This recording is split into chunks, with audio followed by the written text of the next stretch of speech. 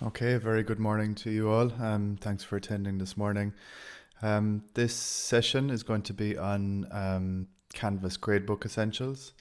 So it should take just over the half hour. If anyone has any questions, we're kind of using YouTube as the kind of the channel for communication this time. So if you're on YouTube, there's a comment section or a chat section, and you can just ask any questions there. I can address them at the end if that's okay. So we have a few things to get to. I just want to just give a small introduction on I suppose, the gradebook itself and what it means at this time of the year, especially in this sort of remote teaching and learning period. So the focus today is on the gradebook feature, and it's a feature set relating to features that have a lot to do with potential in terms of supporting what goes on and the processing of marks, etc. But we're talking about it here in terms of marking and feedback and how it's entered against students' work, and where composite grades are weighed against final and final grades calculated. Canvas can also support access by non-CIT staff, including externs, and could support things like rechecks and appeals, for example.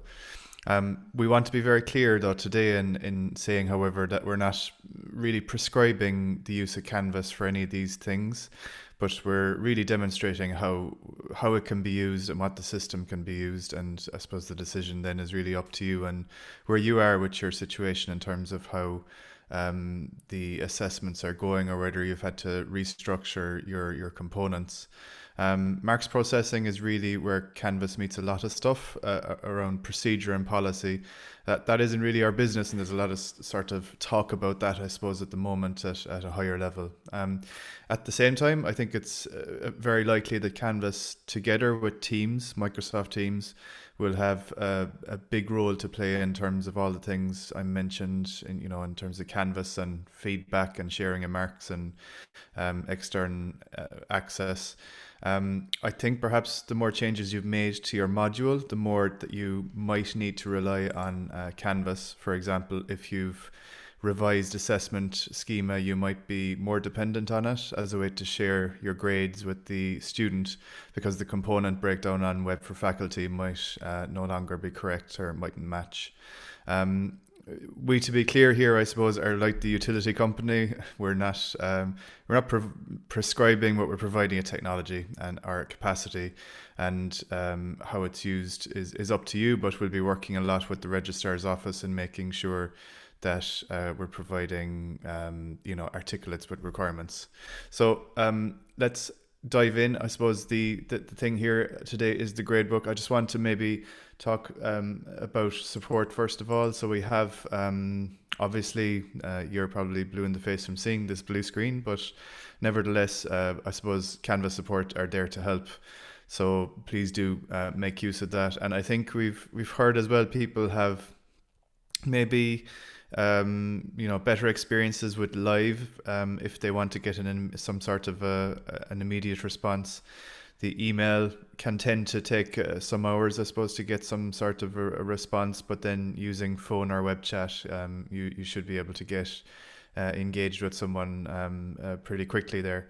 That said, supported instructor, if you want to log something and you're not in a major rush and you want to just get a response at some time in the day, that's where it worked, a port to call.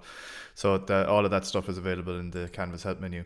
The Canvas guides are good. I'm just going to show you here. So if you go to the Canvas guides in the Canvas site or through the help, the grade book is called Grades here by Canvas, and that has a kind of a blow-by-blow article breakdown of all of the stuff to do with the grade book.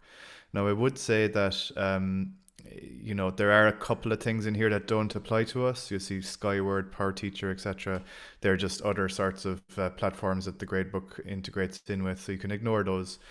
But for the CIT context, you can go to our training, our site here, and the staff help. And there's a help center here that we're contributing to quite frequently. So there's an assessment section in here, Canvas assessment. There's a bit on the gradebook here. It's called New Gradebook in a lot of the documentation. That's because we would have all in CIT used an older version of the gradebook there, maybe some months back, but a sort of an update was made there, just in case you're wondering why it's a new gradebook. There are also some feature updates there, so we released a few feature updates there during the week, including MS Teams integration, so that might be useful for you, and the new rich content editor. So just to go back, so that's where you can access the help, and if you go into any of these articles and you can't find something, you can always touch base with us by clicking the contact us here as well, and that gives us a bit of context as well. So if you were looking for something in assessments that didn't exist, we can write up an article. If it's something that requires a bit of local context, we can certainly write up a bit of help, and that's the way we're hoping to to serve large numbers of people, really. If there's a need in help, or if there's anything that you all of you need in terms of specific things that haven't been covered so far, we can kind of respond to that just in time. So that's those, I suppose, just to get into the bones of this session. So we're going to talk about the gradebook. We're talking about setting up assignment groups, so weighted groups in here. We'll also talk about the anatomy of the gradebook. So that's basically just getting familiar with the interface. Customizing columns. So each assignment gets a column in the gradebook, and we'll talk about how you can customize that. We're also going to look at viewing submissions and then posting grades. So really the sort of the one-stop shop to setting up assignments, customizing your gradebook, viewing the submissions from your students, and then posting the grades.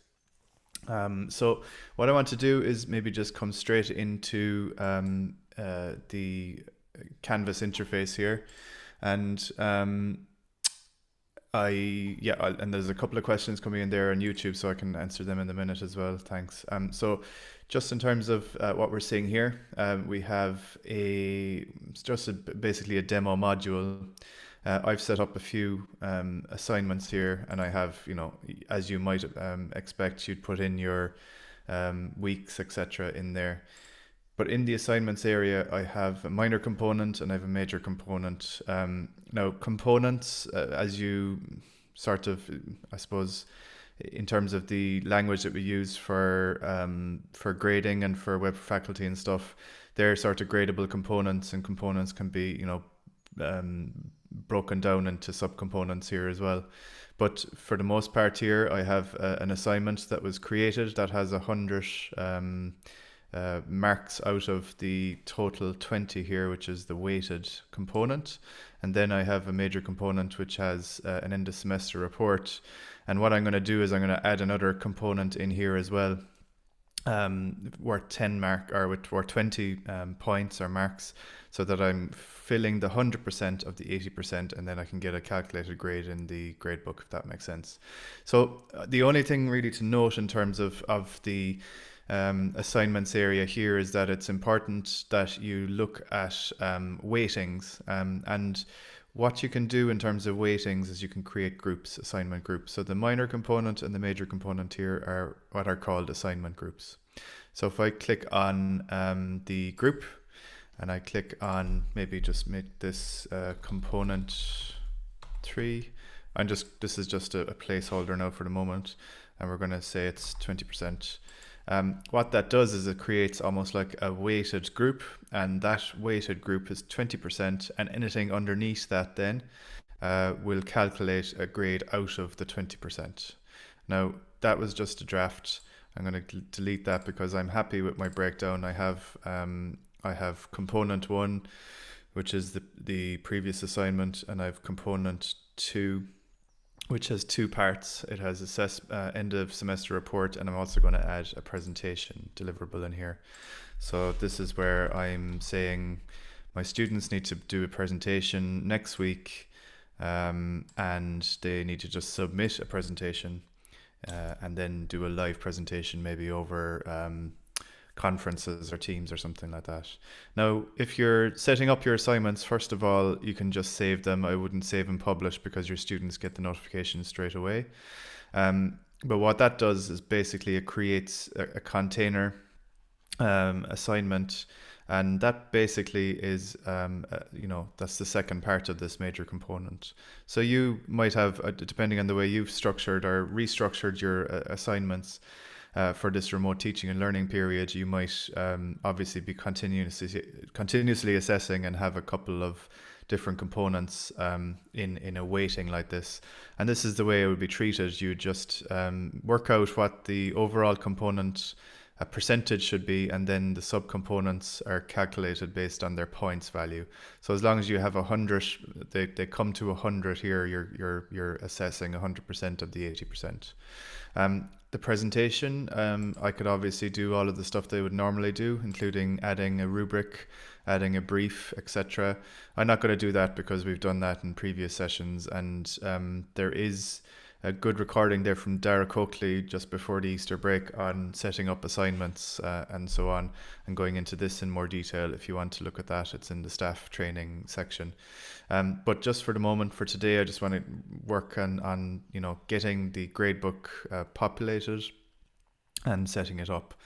So once you're happy with that and you have your brief in there and you have the adequate instructions for your student, you can publish it, and that basically makes it available then to your students. They'll get a notification that assignment has been created, and you are then ready to accept submissions for that due date. Now, due dates obviously determine whether something is marked late in the gradebook as well. So if a student submits beyond the due date, it'll just be flagged accordingly. I just want to show you just a really quick screenshot here of a gradebook and what that might look like on the other side. So assuming that we've created our components here and we've weighted them accordingly, another note here is that if you go up to the three dots here and go to assignment group weights, you can actually see or tweak that those component weightings there as well. There are maybe situations as well where you might, to date, you might have a lot of assignments in your Canvas assignments area, but they mightn't necessarily have a bearing on the overall grade of the module. So for instance, you might have formative activities. So if I wanted to create a group for those, I could go formative assessments or assignments, and I could just say that those have a 0% of the total grade, and then anything that I put into formative assignments, sorry about the spelling there, but obviously when those assignments are in there, they won't have a bearing on the overall grade of in the gradebook. So that's maybe if you wanted to do a bit of tidying up with stuff that might have been just formative activities previously. Okay, so now that we're maybe okay with our assignments and we've given them due dates and they have points values, we can actually go straight into the gradebook. But before I do that, just show you a kind of a snapshot of something that was kind of created earlier. So this is a snapshot of the gradebook, and I just want to show you what it could look like. So basically anything in the gradebook, so for instance any of these assignments which are in here with the green icon, they'll all get columns. So any of these assignment 2 are assignment 1 and assignment 2 and assignment 2 here, they're just different deliverables. They're all assignment columns, and you'll always find that your groups then are at the end. So formative activities, assignment 1 and assignment 2, they're actually groups. So if we were to look at this, minor component would get a column at the end, and major component would get a column at the end, and formative assignments. And basically what they do is they calculate the grade for their subcomponents. So in the case here where we might have submissions for assignment 2 deliverable 1 and assignment 2 deliverable 2, which are worth 10 marks and 90 marks, basically whatever grade they get individually will basically inform the column at the end here, which is assignment 2, which is 60%, and it will automatically calculate that grade for you. So that's quite useful in that if you have a lot of components, that your gradebook automatically calculates out the grade. The other thing to note in terms of what you're seeing here is obviously you have your marks that you might have entered. You obviously see where you haven't marks or where there aren't submissions or where there's late submissions. So any of the reds here are late submissions, and they're just alternate tones of red here. And then you also have blue, which is a late submission. So these are not submissions, these are late submissions. So they're the two major flags that you see, and it just helps to be able to see how your gradebook looks, I guess, in terms of what's come in so far. Apart from that, there isn't much else really to look at. We'll look at the gradebook now in terms of customizing what you see in this, but I just wanted to show you what a gradebook maybe halfway through the semester might look like. So you'd have a mixture of stuff where there's labels, you'd have some of your grades, and then obviously your weighted groups then are calculating, and then your total grade is obviously at the very end, and that's all doing an auto calculation based on the assignment groups. So back here, I want to go into my grades. So if I go into the grade book area or grades, this is where I'll see my my columns created for me, and we have a number of submissions that are already into some of these. So we have assignment submissions into the end of semester report, nothing into the presentation yet, and we see our calculated grade so far. One of the most important things initially, I think, to highlight with the gradebook is the grade posting policy. So grade posting policies basically determine how your student gets their grades and their feedback and when they get them. So there are two sorts of policies to be aware of. There's gradebook level policy. So at the level of the gradebook that affects all of the columns, you have a gradebook policy that's available through the cog icon up here on the right. And you have also options here for late policies. So if you wanted to automatically deduct a percentage based on how late a submission was, you could do so through here. But I'm just focusing here initially on the grade posting policy. Now, by default, your grade posting policy in Canvas is set to automatic. And I think most of us would like to have the opportunity to manually post our grades when we're comfortable enough that we've added the feedback, added all of the feedback for the assignment, and also entered the correct grade for the student. So the first thing I would do is I would click this to manually post grades, and you have to do that for each of your modules that you're delivering. And that's just a sort of a safety net for you initially, that you're not posting grades in error out to students. If it's automatically post grades and you start to add grades down through the column, each student will get a notification of the grades posted and the feedback posted, and basically then you're going to have a lot of maybe you could have queries coming in as soon as the first mark is entered, whereas when you manually post grades, you have the opportunity to announce to students that you're maybe posting the grades at a particular time and date, but you also get to post them out all in the one group, and so they're not just going out in bits and pieces.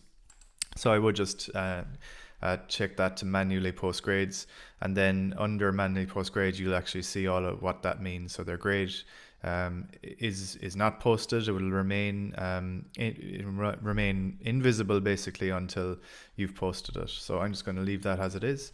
And then the other grade posting policy is at column level, which a column represents an assignment. So we see the previous assignment and the end of semester reports. There are two assignments, and we have the presentation is also an assignment.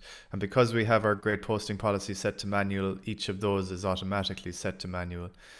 But if you were in the case that you ever wanted to override that, you could do so by clicking on the three dots here and go to grade posting policy. You could actually set that to automatic if you wanted to, and then that would mean that the students would get the grades as you post them in. So again, I'm not sure what people's preference there would be, but I think the rule of thumb really initially would be go to your gradebook grade posting policy and click on manually post grades, and do that for any of the modules you're delivering already. Okay, so that is the grade posting policy. There are a few options here in terms of sorting. So if you go to view and arrange by, you can sort all of your submissions by alphabetical order, by due date, by points lowest to highest or highest to lowest, and then by unit as well. The filters I find quite useful. So if you have a grade book that's quite populated, so if you have a grade book that has a number of assignments, even going back to maybe the start of a semester, particularly formative assignments, you might want to just organize those so that you're just focusing on what you need to focus on for grading and feedback. So what you can do is you can view filters, assignment groups, and then up here you'll see the all assignment groups option, and then you can check which one you want to focus on. So for today I want to focus on the major component, and the major component has the end of semester report and the presentation, and then it just makes sure that you're seeing those two columns and you're seeing the other weighted columns, and you're just focusing on those. If you want to go back to all assignment groups, it will just pull in the other ones as well. So that's useful, I think, just for focusing on the assignment groups that you want to work with. The other options here is you can filter by unit or section. That just it depends on how you've organized your module. Status also just gives you an idea of what the statuses are. So I gave you an example, for instance, here in this where you have the different labels. You have blue and the red. If I go back here, you'll see that we have those sort of reflected. So blue is late, missing, and then you have resubmitted, dropped, excused. So they're labels that have sort of a bearing on how you can view stuff in the gradebook, but also we'll see in the speed grader as well how you can actually label assignments as well as you go along. Okay, so that's the view options. There's also a notes column. So notes is, I'm not sure, this is just a column that's available for the whole gradebook. It doesn't affect any particular assignment. So if you wanted to write in kind of gradebook level notes, you could do so in here. That just basically is notes for yourself, or maybe notes for an extern if you had someone accessing your module and wanted that bit of context. And then you have actions at the very end here. Actions are useful in that you can export or import the gradebook. The one caveat I would say is that you're exporting as a CSV, and the CSV is typically going to be something that has a lot of columns, so it's not going to have any filtering option as such. It's just going to export all of the gradebook into a CSV file, and that CSV file then can be edited locally. So if you want to edit your gradebook in Excel offline or in OneDrive, and you want to just do your mark entry into that, you can do so, and then you can re-upload it into Canvas. Now, the one thing I would be careful of with that option is that when you are exporting or downloading the gradebook, and when you've made your changes, make sure that you're not really changing the formatting of the document, because if you change the formatting of the Excel sheet, it won't map over or import correctly against the existing gradebook. So that's just something worth noting. So once we're okay with the stuff at gradebook level, so they're basically just the gradebook level options. There is another option here where you can go to individual view. I wouldn't really see major value in it. It just kind of it collapses down your gradebook into a student, just a single student view. So you're just seeing the grade, feedback, and just a few stats to do with one student. But I think you're getting most value really at gradebook level and looking at what's in the gradebook at this level. Gradebook history just gives you sort of a history of what you've added. So, in the case you might be co-assessing, you can see the co-assessor, maybe what they've added and when they've added it. So that might be useful if you had a few people, grading, moderating a module. Okay, so next level down then is into the column level. So when I go into column level, if I click on the three dots here, I get similar options. So I can sort by high or low, and just for this column, I can move into the speed grader straight away. So that just brings you into the speed grader where you can add feedback and grades. Um, the message students who option here is really useful. So if you want to go to message students based on particular uh, sort of conditions, you can do so here. So if I go to message students who, I haven't been graded, scored less than, scored more than. Now, if I had a situation here where I have a student that hasn't submitted, it'll actually show up here. So you'll have haven't submitted yet, and you could actually just write a kind of a message that goes out to all students who haven't submitted yet. So that's useful. But also, if there's any delay in grading for some reason, you could send them that. Or if, for instance, you had some issue with or some message to send out to students who scored less or more than a particular grade, you could do so there as well. Okay, so that's those few options. We don't use curve grades in CIT, so you can ignore that. Set default grade, maybe that applies to something that you're just setting a grade across the board for something that happened maybe previous to the remote teaching period. I'm not sure. So there aren't maybe a lot of instances where you'd be setting the same grade for everyone, I don't think. But that's how you do it. You could just go in and you'd basically giving one grade value to all students in that column. Now we've seen here that we've already posted grades for this component. I'll show you how that'll change in a second. And then you have enter points or grades as, and usually that's percentage in there as well. So if I go to the major component here, sorry, I'm just going to go back to all assignment groups, and I'm going to go to the end of semester report this time. And now all grades are posted in there too. Let's see. Oh yeah, okay. So the difference between these two columns is that this is something that had no submission, that the lecturer has put in a grade for something that was submitted somewhere else. But in this column here, we have a column where we have download submission options. So this is where the student has submitted into the assignment, and then we have an option to view that or grade it within that column. If I go to the three dots here, I'll see a couple of different options. So you see download submissions. So this is probably something a lot of you will be doing, is downloading the submissions to view offline. That's maybe in a case where you have submissions that can't really be viewed in the browser. There might be particular file types that you can view inline in the speed grader. So downloading the submissions might be your only option to view the material and to grade it and add feedback. So what you can do is you can download the submissions in bulk. If you click on the download submissions option, it'll have this pop-up that says downloading assignment submissions. And once, depending on how big those file submissions are, it's going to collate them into one zip file and download them for you. And then you have a direct download into that. I'm not going to download it there, but basically once you've downloaded that file, it will show all of the submissions in a zip file for the student, even if the student has multiple submissions. So if your student has, 10 different files for one submission, you'll see all of those. You just see the student number before the submissions. So for instance, if a student submitted 10 JPEGs, it'll show their student number, RSS, ...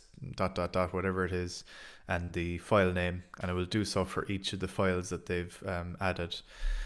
So in that instance, you download the submissions, you can view those offline. And if you were ever in the case that you wanted to annotate those pieces of work, so whether they were some particular type of file type, like for instance, if you were in maybe the discipline of architecture or something, and there was a CAD drawing, and you wanted to annotate that CAD drawing in CAD software, you could re-upload that submission. So that was part of the feedback for the student. So that's what that is, and we've already, in this instance, I've already posted grades for those. In here as well, I can see a submission that hasn't any submissions yet, or an assignment that hasn't any submissions yet. So you see some of these grayed out. So I suppose in each of these columns you have different things happening. One and two have been graded already. We've posted grades out to students, and this one hasn't any submissions in yet. Now, what I could do is just to show you how this would work.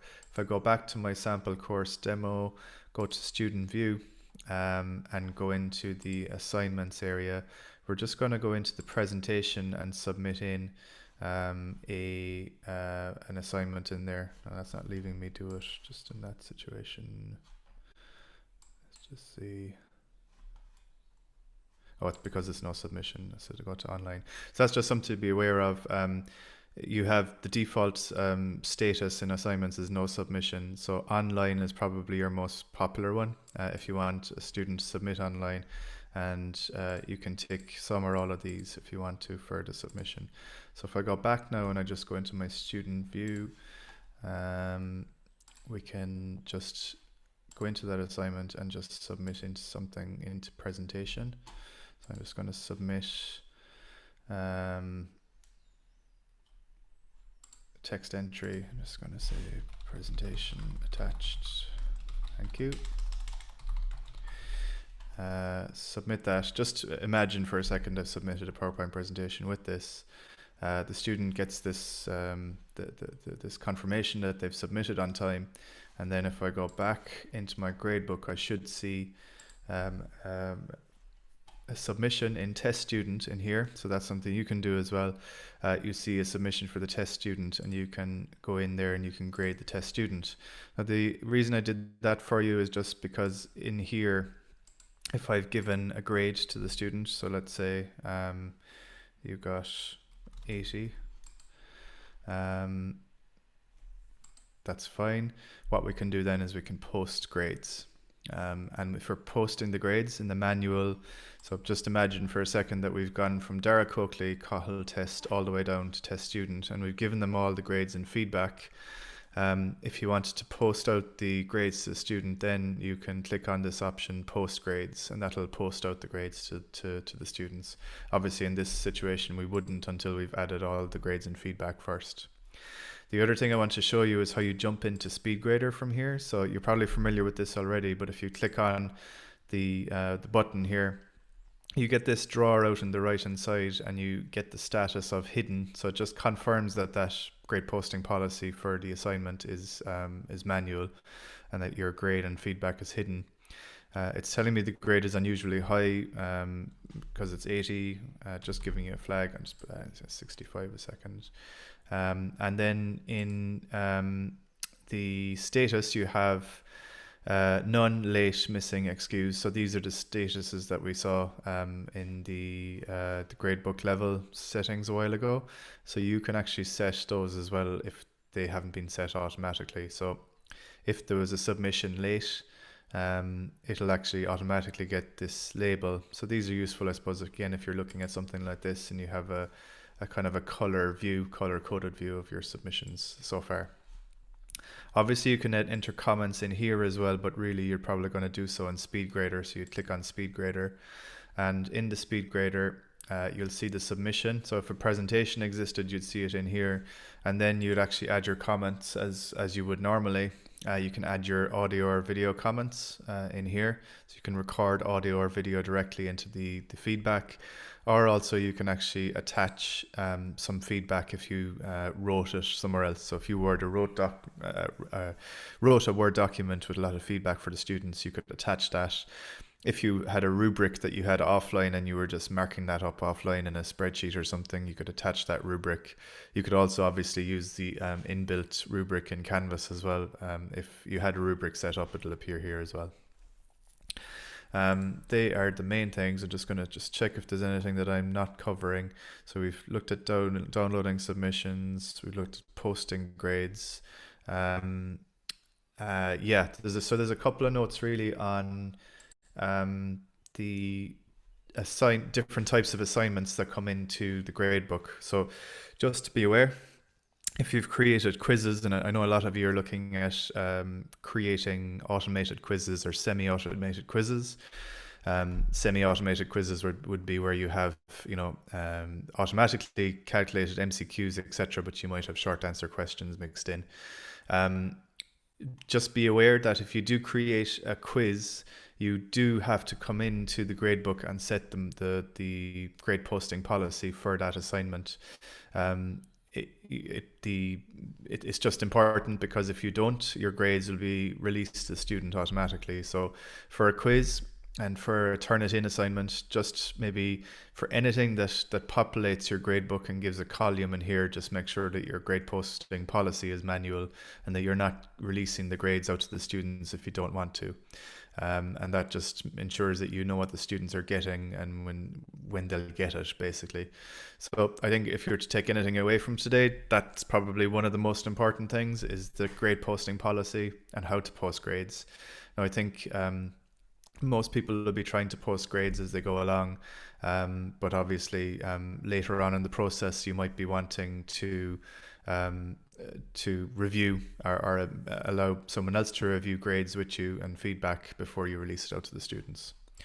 Um, the downloading of submissions is important, I suppose, if you want to potentially either combine files or annotate them. So we've seen that you can do that through this section here and download submissions. And then obviously sharing feedback with students and posting it out with them, you can do so by posting grades. So I think they're the main